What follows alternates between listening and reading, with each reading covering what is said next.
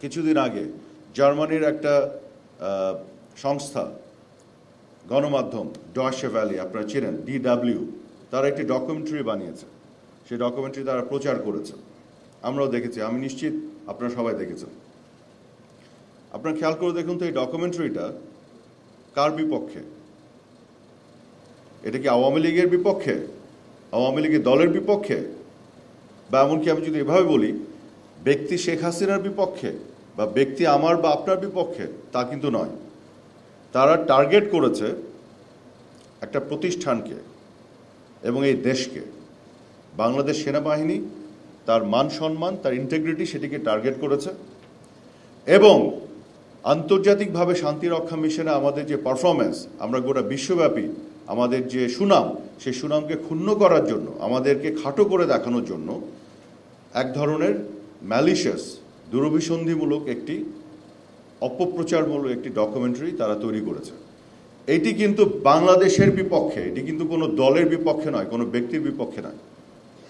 যে প্রতিষ্ঠান বাংলাদেশের আত্মরক্ষা এবং নিরাপত্তাকে সুরক্ষা দেয়, যে প্রতিষ্ঠান গোটা বিশ্ব শান্তি প্রতিষ্ঠার ক্ষেত্রে অগ্রগামী ভূমিকা রেখেছে, বাংলাদেশ সেনাবাহিনী, বাংলাদেশের সুনাম যারা বৃদ্ধি করেছে, সেই প্রতিষ্ঠানকে খাটো করা, বাংলাদেশকে খাটো করা জন্য একটি গোষ্ঠী, একটা সিন্ডিকেট করেছে, একটা নেক্সাস তৈরি করেছে, করে তারা এইভাবে আন্তর্জাতিক কিছু গণমাধ্যমকে ব্যবহার করে এই ধরনের অপপ্রচার তারা করছে। এটা কিন্তু পরিষ্কার। যে কারণে আমি বলেছি যে ডয়েচে ভ্যালে বা যে কোনো প্রতিষ্ঠান বা সংবাদ সংস্থা, তারা যদি তাদের কোনো সৎ অঙ্গীকার থেকে, মানবাধিকারের প্রতি তাদের কোনো সৎ অঙ্গীকার বা অনেস্ট কমিটমেন্ট থেকে কোনো কাজ করে, রিপোর্টিং করে, ডকুমেন্টারি করে, আমি সেগুলোকে অ্যাপ্রিসিয়েট করব, স্বাগত জানাব।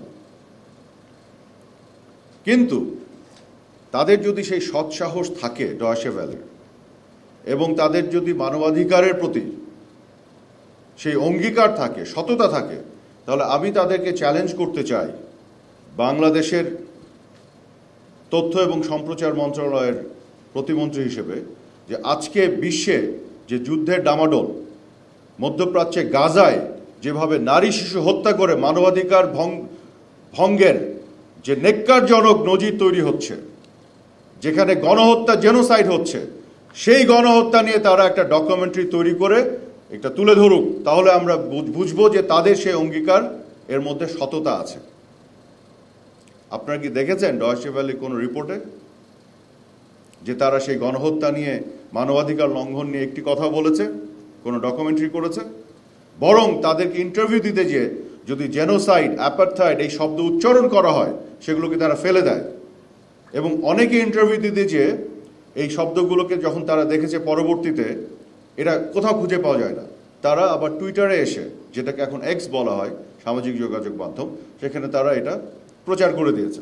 তো এই যে তাদের এই যে একটা কি বলবো, একটা fake commitment to human rights, যেখানে নারী শিশু হত্যা করে ম্যাসাকার করে ফেলছে, কোনো কথা নাই, আউট অফ নোওয়্যার তারা বাংলাদেশ সেনাবাহিনীকে সামনে নিয়ে এসেছে।